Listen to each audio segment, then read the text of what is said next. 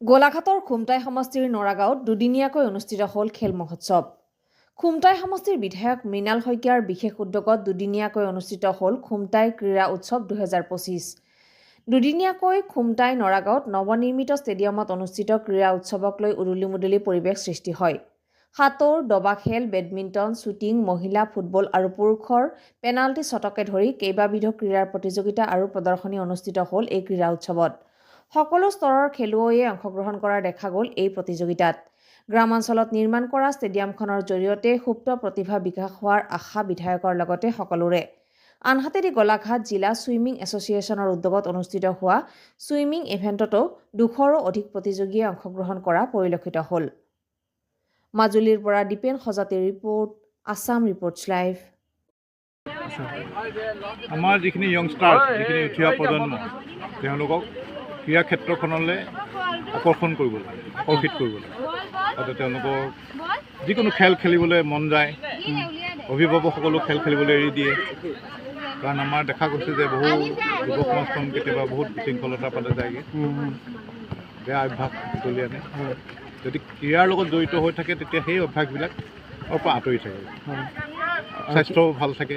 এটা আমি সুস্থ প্ৰজন্ম আমি তৈয়াৰ কৰিব লাগে, আৰু ক্ৰীড়াই একমাত্ৰ পথ, যাৰ যোগেদি আমি এই যুৱকসকলক সৎ পথেদি আগুৱাবলৈ।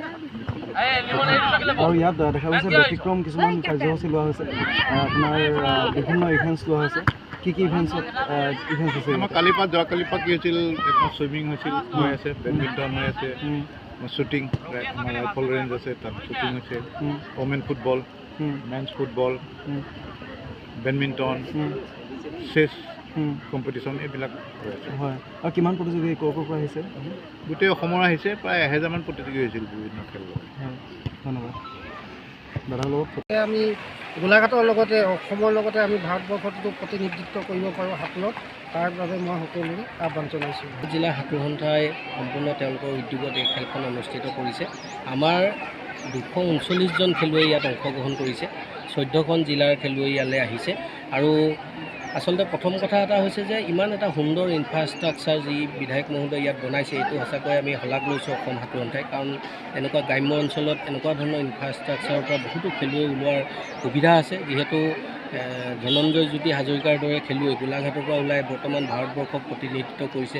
তেওঁ ইউথ মানে ৱৰ্ল্ড যিটো চেম্পিয়নশ্বিপ ছুইমিঙৰ, তাতো অংশগ্ৰহণ কৰিছে।